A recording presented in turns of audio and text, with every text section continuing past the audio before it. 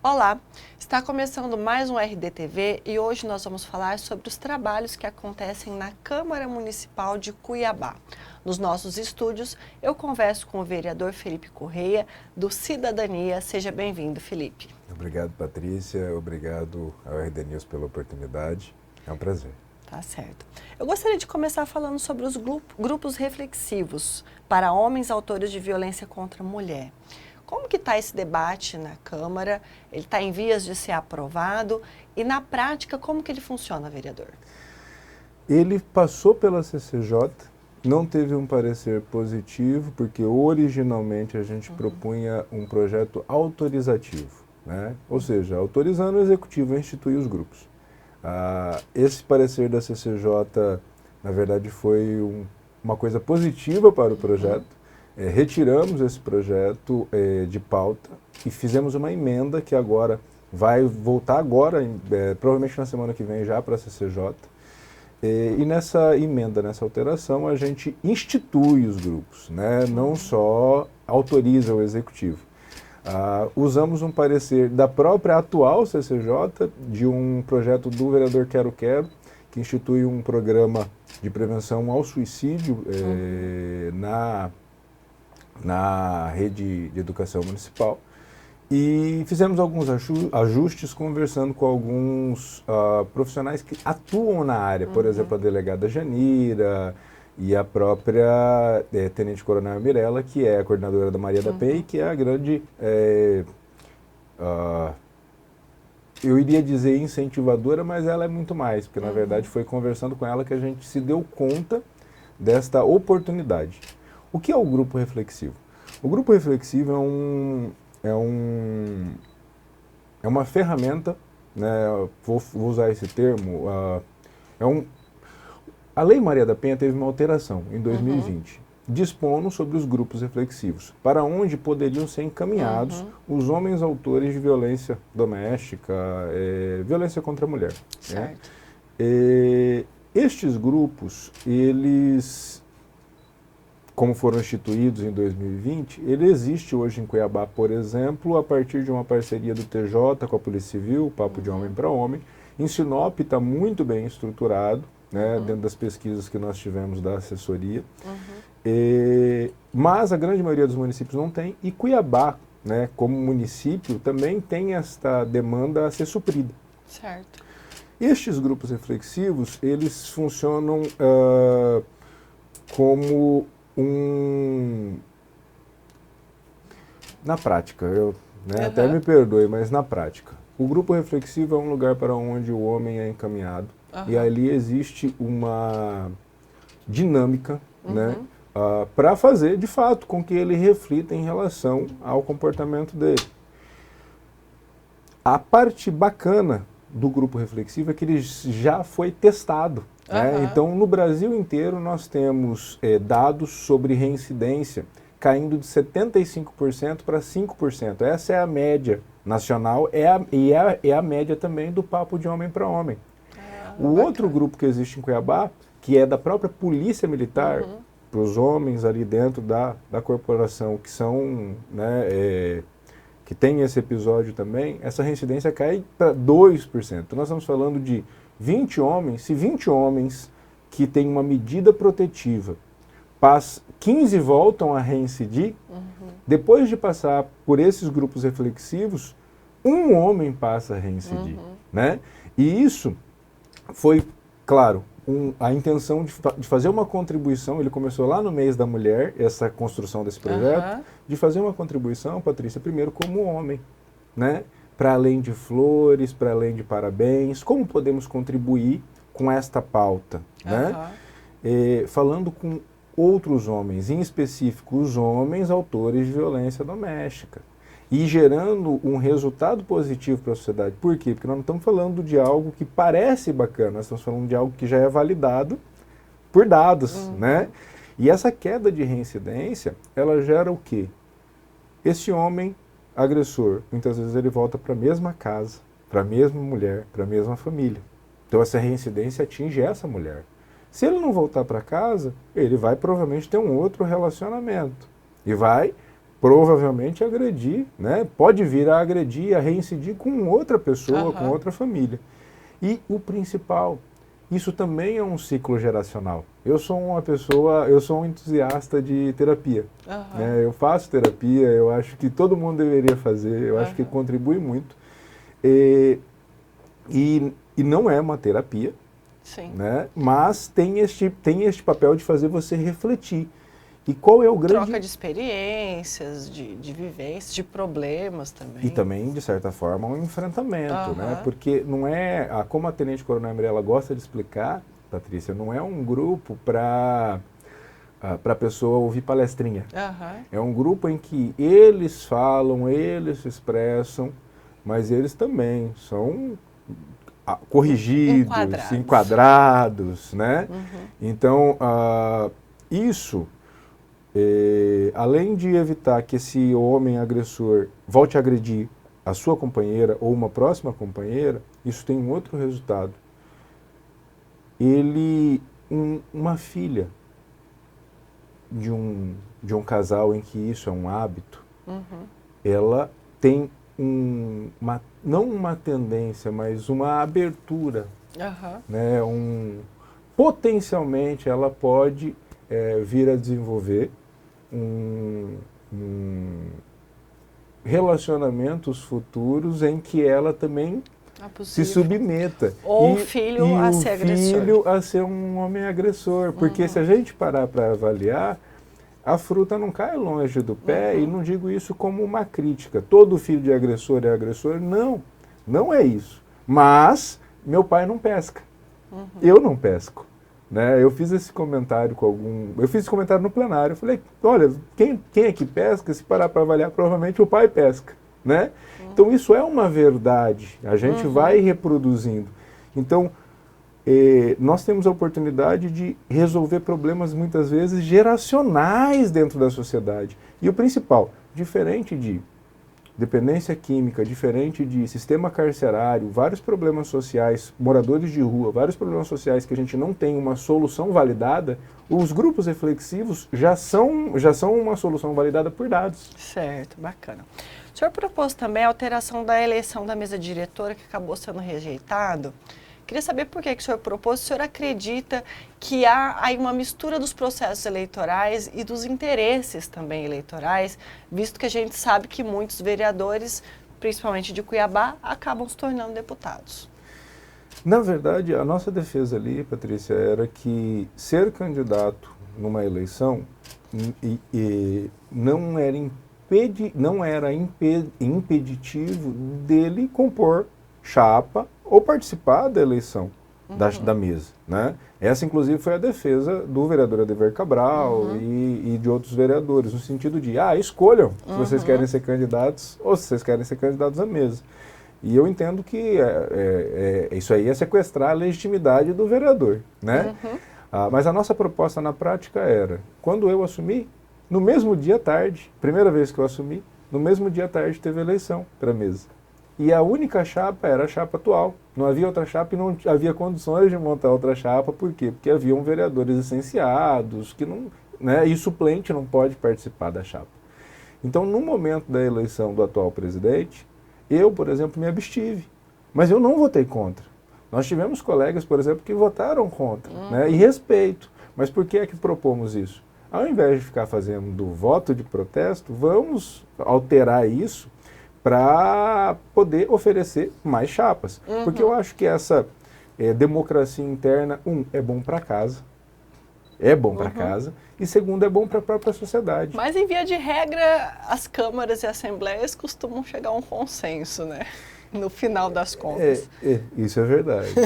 Mas eu preciso confessar que eu gosto da utopia. Tá certo. Outro assunto que está em debate, cada vez mais quente, é a questão da intervenção. Na sua opinião, já está chegando as melhorias na ponta e esse debate sobre intervenção até dezembro é a saída ou não? Eu tenho certeza que é. Eu fui assessor, Patrícia, do Felipe Velaton, que era vereador na legislatura passada. E acabei assessorando essa moçada toda, né? Diego mesmo, Abílio, essa moçada toda que era daquela legislatura. Eles fizeram muita coisa legal. Tem muita coisa que eu acho que poderia fazer diferente, mas me fizeram muita coisa legal. Então, tô falando isso porque eu acompanhei desde o ano passado, desde a legislatura passada, essa questão da saúde, né? São muitas operações, Patrícia, né? Nós estamos falando aí de mais de uma dezena de operações, talvez a imensa maioria seja na saúde, né? Então, assim, quando a intervenção entrou, qual foi o apontamento que eu fiz para a própria intervenção? Resolvam a percepção do cidadão. Resolvam a percepção do cidadão de melhora concreta. O que é isso? Precisa de médico na unidade de saúde e precisa de medicamento, né? O que está acontecendo? Isso está acontecendo, né? As empresas que eram os plantões terceirizados, que não estavam cumprindo os plantões, eles estão buscando agora fazer uma contratação direta. Os médicos estão chegando nas unidades, existe essa percepção tanto dos profissionais quanto da própria população. E os medicamentos também estão disponíveis, medicamentos que não estavam disponíveis há muito tempo, né? E o grande problema, medicamentos que não estavam disponíveis, mas que eram descartados aos milhões de reais. Nós vimos aí 2 ou 3 operações só sobre medicamento descartado, né? Então, desde a época que eu era assessor dessa gurizada na legislatura passada, até nesses primeiros meses, né, eu estou com 3 para 4 meses na Câmara, até antes da intervenção, ou até antes da retomada da intervenção, o cenário era de desesperança. Né? Nós não sabíamos o que, por exemplo, dizer para os munícipes que nos procuravam, apontando problemas. E agora existe, na minha visão, uma percepção de melhora e esperança de que nós, né, exemplo, as cirurgias começaram a acontecer, elas não existiam. Mas nós temos uma fila enorme e nós estamos fazendo... Contingenciada também por Covid, tem uma ação estadual em torno disso, sim, né? Sim. A gente tem que contextualizar as coisas para também não parecer que foi... Porque não há milagre, né, vereador, em saúde. Não, claro, mas quando eu falo da cirurgia, eu vou dar um exemplo. Nós também não estamos falando de 20 mil cirurgias por mês, não é isso, né? Mas as coisas saem de uma paralisia e começam a andar, né? Vou dar um exemplo. Quando eu assessorava a legislatura passada, e vou dar um exemplo de coisas que eu achava fantástico. A galera fiscalizava, cobrava, mas problema, chegar numa unidade de saúde e destratar um servidor, e filmar um servidor. Todas as vezes que a gente vai, e a gente vai muito em unidade de saúde, inclusive agora, durante a intervenção, a nossa assessoria é baixa a câmera. Abaixa a câmera, eu já chego avisando o profissional, eu vim para te ouvir, não vou te expor, né? Dá para fazer melhor, aproveitar o que teve de bom e fazer melhor. E esses próprios profissionais das unidades de saúde que têm apontado para a gente melhoras. Nós fizemos uma varredura nas unidades da grande CPA, né? Naquela região ali do CPA, 1º de março, Dr. Fábio, e levamos na quinta-feira, foi votado no plenário, várias indicações que são para a prefeitura, mas que vão ir lá para a intervenção. Exemplo, autoclave na unidade do CPA 4, está com problema, não tem um equipamento necessário para esterilizar. Cadeira, falta de manutenção em ar-condicionado, vários pontos, né? Então não é porque eu torço pela intervenção que eu não tenho obrigação de também apontar caminhos para eles, assim como eu tenho que fazer com a prefeitura, né? Mas a nossa percepção é que é melhor e me preocupa muito o retorno para as mãos do executivo. E aí que eu queria chegar, vereador, porque assim, na sua opinião, não abre um precedente muito perigoso o Estado continuar gerindo o município, para outros municípios também? Seria uma gestão ad eterno até a final da gestão do Emanuel Pinheiro, na sua opinião? Porque, em via de regra, cada município deve gerir e ser fiscalizado, obviamente. Sim. Sobre fiscalização, esse é um apontamento que a gente sempre tem feito, e eu estou dando esse exemplo de fiscalizar as unidades mesmo durante a intervenção por isso. Eu subi na tribuna da Câmara e falei, olha, parabéns à intervenção, porque ela já cumpriu um papel, né? Se ainda não está tudo perfeito, pelo menos ela botou todo mundo para fiscalizar, porque os vereadores da base agora estão fiscalizando como se a oposição fosse. Isso é muito bom, porque o legislativo ajuda o executivo quando ele cobra e fiscaliza, né? Porque o papel do executivo é prestar um serviço de qualidade. Sobre os municípios do interior, Cuiabá ela tem uma realidade. Isso a gente não pode afastar. Que realidade? A disponibilidade de médicos, disponibilidade de atendimentos de alta complexidade, disponibilidade de hospitais para determinados níveis, né, de complexidade, eles estão aqui, né? Então, quando a saúde de Cuiabá entra no contexto que entrou, um contexto caótico, um contexto crítico, né, para além de só as operações são uma consequência da crise gerencial e de indícios de corrupção que estava acontecendo ali. Mas isso impacta no estado inteiro, né? É diferente de outros municípios, né? Agora, sobre o precedente, abre, contudo, quem está pedindo essa extensão do prazo da intervenção é o Ministério Público. Assim como o Ministério Público foi quem pediu essa intervenção. Quem deferiu foi o Poder Judiciário, determinando que o Estado assumisse. Então, eu acho que a mesma coisa pode acontecer nos municípios? Pode, mas essa é uma avaliação que o Ministério Público vai fazer. E o mais legal, eu estou reforçando isso porque, como foi o Ministério Público que pediu, né, e o Judiciário deferiu, ou seja, um pediu, o outro deferiu e determinou que o Estado assumisse, existe aí uma segurança, uma segurança maior, porque, assim como eu, creio que grande parte da população tem confiança no Ministério Público. Certo. Né? Outro debate que acontece na Câmara, vereador, é em relação à situação da vereadora Edna. É comum fazer a transferência de VI, de chefe de gabinete, para o próprio vereador para fazer a gestão dos recursos? Então, eu sou novo como vereador, mas já fui assessor, né? Nunca fui chefe de gabinete, né? Eu fui assessor, mas não tinha conhecimento desse tipo de prática e no meu gabinete é óbvio que isso não acontece também, né? O que eu faço pessoalmente, na verdade, eu não misturo recursos para o exercício do mandato com remuneração e utilizo 100% dos recursos para o exercício do mandato para o mandato. Notas fiscais, etc., eu ainda encaminho para o meu chefe de gabinete para que ele arquive, planifique, deixe as coisas organizadas lá, né? Então, eu acho que nesse episódio houve uma inversão de papéis, porque, na verdade, o que precisa ser executado, eu direciono para que seja arquivado, etc. Com certeza não é na sua opinião, então, indícios de irregularidades na gestão desse recurso? Na verdade, agora a Comissão de Ética vai dar um parecer sobre isso. Depois é que isso vai para o plenário. As pessoas que me perguntam sobre isso, que apontamento eu faço?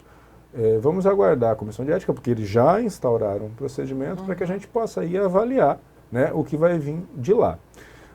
A vereadora Edna já trouxe para o plenário planilhas, alguns apontamentos, mas, sendo honesto, Patrícia, nós temos muito cidadão para atender, né? Então, aproveitando que a Comissão de Ética vai trabalhar esse assunto, nós vamos aguardar a própria Edna responder para a Comissão de Ética, apresentar as provas que ela tiver que apresentar, né?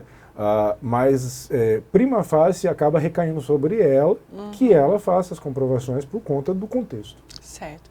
Vereador, outra questão é que o ex-vereador Marcos Pacola segue judicializando a questão do seu possível retorno, não? O senhor tem acompanhado, teme que ele possa retornar e aí, no caso, o senhor sairia?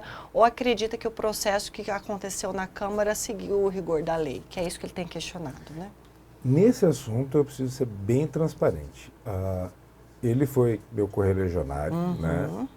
E quando houve a votação, Patrícia, eu estava na Câmara substituindo o Diego. O Diego era candidato, se licenciou e eu assumi. Durante a votação desta cassação, eu estava no plenário. O que eu fiz? Eu perguntei ao presidente, então presidente Juca do Guaraná, presidente, eu posso me declarar impedido? Ele falou, não, você pode se abster, mas não existe opção de impedimento. Falei, tudo bem, então eu vou me abster porque eu não entendo ético eu participar de uma votação, sendo que esta cassação poderia vir a me beneficiar no sentido de ocupar a cadeira, né? Então, logo depois desta última decisão em relação a este caso, a imprensa me questionou isso. E aí eu fui bem transparente. Falei, olha, imprensa, vocês me perdoem, peço licença para ser ensaboado mesmo, mas como eu me declarei impedido, inclusive de votar, de participar do julgamento, eu prefiro não me manifestar em relação a isso, né? Então está na mão de Deus, jamais eu cogitei que como segundo suplente nós pudéssemos vir a ser titulares, então está na mão de Deus. Tá certo. E com essa situação aí da vereadora Edna e pós-situação Pacola, a Câmara, né, segue nessa toada de ano após ano haver situações que colocam em xeque a imagem da Câmara. Na sua opinião, isso desgasta perante a sociedade? É preciso que a Câmara se una para melhorar essa imagem, dar mais segurança para a população, para que se confie mais no papel do vereador? Eu sou um grande defensor da democracia, Patrícia. Eu sou um fã de Dante, de verdade. E eu entendo que a destruição da credibilidade das instituições afeta diretamente a democracia. Quando as pessoas invadem o Congresso Nacional, isso está errado. Quando as pessoas invadem o Congresso Nacional, eles fazem isso está errado, mas isso é um sintoma da destruição da credibilidade das instituições, né? E talvez se o judiciário não tivesse sido tão enérgico naquele momento, talvez isso se repetisse no país, inclusive na nossa Câmara, né? Como é que defendo que isso possa ser resolvido, ou melhor, enfrentado, individualizando condutas. Por quê? Porque o vereador Felipe, os 25 vereadores, eles são passageiros. As instituições são permanentes. Daqui a 4 anos, haverá renovação. E quanto maior a renovação, melhor para a sociedade. Mas a Câmara permanece, né? Então eu tenho defendido, entrevista após entrevista, e no próprio plenário, que em tempos de ignorância, eu já chamei a casa do povo de casa dos horrores, muito provavelmente. Mas isso não contribui para a democracia. O que é que nós precisamos fazer? Individualizar as condutas e, quando necessário, aplicar a punição, né? Eu dei um exemplo como esse, em relação, por exemplo, a essa dezena de comissões processantes que nunca passaram na Câmara em relação ao Executivo.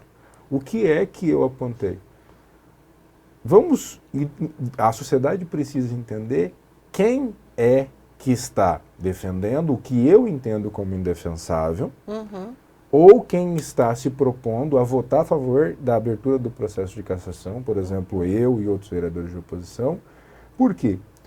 Porque senão recai sobre a Câmara uma percepção de a Câmara é puxadinho, a Câmara é isso, a Câmara é aquilo. Então eu acho que a gente precisa caminhar nesse sentido de individualizar. Entendi. Né? O senhor integra a Federação PSDB Cidadania, que a gente sabe que nacionalmente vive aí uma dificuldade, um encolhimento, já se fala até numa criação de uma outra federação. O senhor deve seguir nesse partido, no Cidadania? Avalia aproveitar a janela para trocar de partido? Qual que é a sua percepção? Eu, originalmente, Patrícia, eu fui para o Cidadania junto com o Felipe Velaton, né, que foi candidato a vice pelo partido. E eu gosto muito do nome do partido. Né? Eu sou um defensor de que o que cai no concurso de nível médio sobre direito constitucional deva ser ensinado na escola, porque, na minha visão, a diferença entre o indivíduo e cidadão é que o indivíduo tem direitos e obrigações, o cidadão conhece os seus direitos e obrigações, né? E que isso impactaria em controle social, em mais consciência na eleição. Portanto, a minha bandeira perpétua, né, é o nome do meu partido. Né? Então eu gosto muito do conceito do cidadania.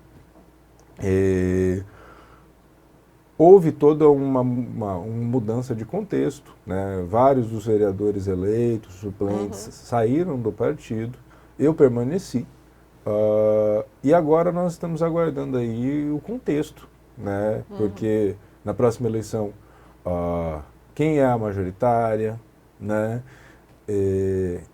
Então, estamos aguardando aí a condução do presidente Marco Marrafon, da provisória que ele pretende instituir, vamos aguardar. tive a oportunidade de conversar ontem, inclusive, com o deputado Avalone, que é o presidente do PSDB. Disse para ele que o PSDB é um marco em Mato Grosso. Eu estou falando que eu sou fã de Dante, né? É um marco em Mato Grosso. O PSDB foi, com o Fernando Henrique, né, um divisor de águas também nesse processo de redemocratização. E o PSDB, historicamente, é aquela ala menos fisiológica desse centro democrático que o Brasil precisa nesse momento, né? Porque está muito cansativo, Patrícia. Esses extremos acabam não representando quem não votou em um deles, né? Nós vivemos isso hoje com o prefeito Emanuel Pinheiro, por mais que ele não seja de extremo, mas quem não votou no prefeito não aceita que aquele cara das filmagens é o prefeito dele, né? Assim como nós vivemos isso a nível nacional, com o Lula hoje presidente, com o Bolsonaro antes, né? Quem não votou em determinado candidato não aceita que seja seu executivo. E isso é péssimo, porque nós já discutimos muita ideologia e nesse momento as pessoas querem seguir seus negócios, tocar seus negócios, não queremos ficar discutindo tanto ideologia, né? Tipo, vamos resolver o problema da rua que está com buraco, né? Dos impostos que estão impossíveis. Por que eu estou dizendo tudo isso, dei essa volta? Para dizer que eu tenho um encanto verdadeiro pelo PSDB. Eu estou dizendo isso até em primeira mão porque eu já falei para o próprio Avalone. Eu falei, Avalone, como eu gosto do PSDB, acho que merecia um resgate, né? Então, digo isso por conta da nossa federação, né? Porque estamos com o PSDB. Contudo, daqui para o período da janela que a gente vai poder fazer essa definição. Certo. O senhor deve buscar a reeleição? Disse isso, a primeira entrevista que eu dei, Patrícia, foi aqui, quando eu assumi agora esse ano, né, como titular, e eu disse isso aqui.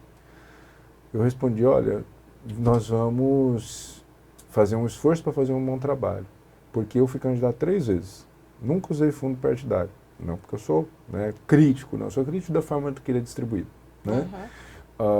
Mas eu digo do fundo partidário porque é bem desgastante, né? É sacrifício, é parar de trabalhar, você sair pedindo doação de amigo, né? Então foram 3 eleições em que nós aprendemos, né? Mas o principal, eu virava para você, Patrícia, e dizia assim, me dê uma oportunidade de fazer melhor do que quem está lá. É diferente, né? Então em 2024, se de fato formos às urnas, o que os meus eleitores, o que a sociedade, o que eu preciso perguntar para a sociedade se for candidato à reeleição, claro, eu amo política, mas se for candidato à reeleição, o que eu vou ter que perguntar para a sociedade para o cidadão, você está satisfeito com o meu trabalho? Fiz um bom trabalho? Te representei?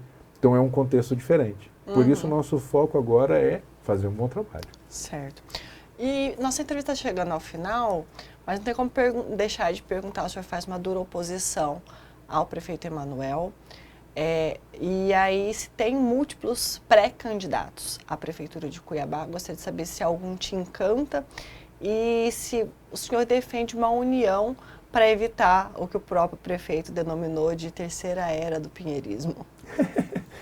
O Emanuel Pinheiro, eu preciso dizer, eu sou oposição, historicamente, né, fui assessor da oposição,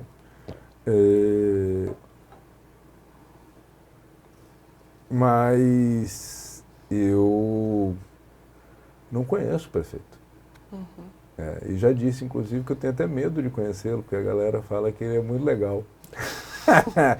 Então eu prefiro não correr o risco de gostar e ficar com o peso da consciência de ficar criticando ele. Mas assim, as minhas críticas, a minha oposição ao prefeito é pela realidade que a gente enxerga. Essa também é a minha defesa, a minha torcida pela intervenção. Mas pessoalmente eu não quero o mal do Emanuel. Eu tenho dito, inclusive, na tribuna isso, que a minha torcida é que o STJ retome o afastamento dele para que ele vá para casa cuidar dos processos dele e Cuiabá possa seguir. Justamente porque não dá para a gente intervir em todas as pastas, né? Abre esses precedentes que você apontou. E essa terceira via do pinheirismo, essa terceira era, né, do pinheirismo que ele apontou é uma figura, né? Tanto é uma figura que depois de tantas operações e depois da cena que veio a público do paletó, quem sobreviveria, Patrícia? Me perguntaram numa entrevista se eu via alguma coisa de positiva na prefeitura de Cuiabá, em alguma pasta. Eu fiquei ali pensando o que eu podia apontar. Eu falei, a comunicação. A comunicação é excelente, a comunicação institucional é excelente. Por quê? Porque o cara está em pé, né? Num contexto como esse, não é um contexto positivo. Mas aí o senhor tem um nome? Então, e ao mesmo tempo ele tá correto quando ele fala que com essa divisão. Então, posso fazer aí uma bola de cristal, né? É isso que você está me pedindo, fazer uma bola de cristal. O Abílio é o grande nome dessa eleição. Ele está no segundo turno, indiscutivelmente está no segundo turno, a não ser que ele fale alguma coisa muito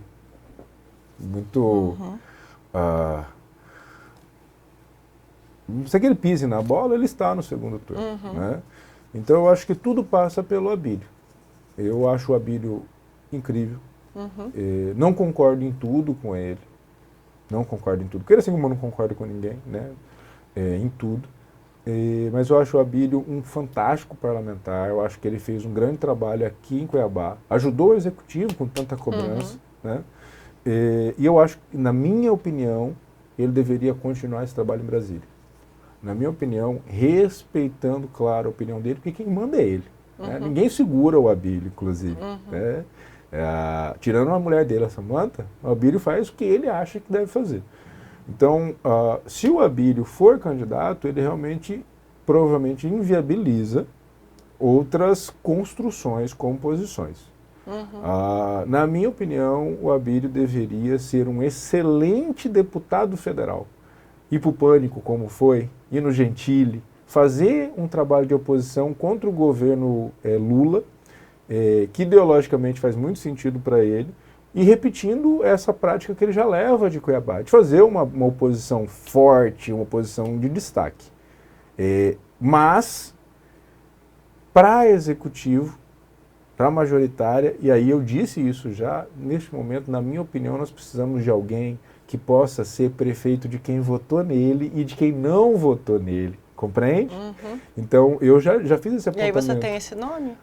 O Diego Guimarães já está colocando o seu nome à disposição, né, pelo Republicanos. E é um cara desta mesma turma, contudo com um posicionamento mais compatível com isso que nós estamos falando. Eu tenho certeza que o Diego Guimarães, se ganhasse uma eleição para prefeito, ele facilmente seria prefeito de quem votou nele, de quem não votou nele. Existe o Felipe Velaton, nessa composição também, que é secretário hoje de turismo. Então, eu acho que existe, por exemplo, o Fábio Garcia, né, que não é da mesma gurizada, mas é possível haver uma composição de alguns desses nomes. Contudo, Patrícia, se o Abílio falar, sou candidato, e aí? É viável construir isso? Então, tudo passa pela decisão do Abílio. E o grande perigo, e eu já disse isso para ele, por isso eu me sinto confortável em falar aqui, segundo turno ele já chegou, em primeiro lugar. Né? E assim, o Bolsonaro também. O Bolsonaro foi para o segundo turno. Né? O grande ponto no segundo turno, a gente vê a expressão disso do ser prefeito de quem não votou em você. Né? Existe, talvez, muita gente que... Enfim, o grande desafio é vencer o segundo turno. Tá certo. Obrigada, viu, vereador, pela presença. Você acompanhou, então, uma entrevista com o vereador Felipe Correia, aqui do Cidadania. Falamos sobre política, ações na Câmara, projetos, a investigação relativa à vereadora Edna. Você assiste esta e outras entrevistas no site RD News. Curta, compartilhe e até a próxima.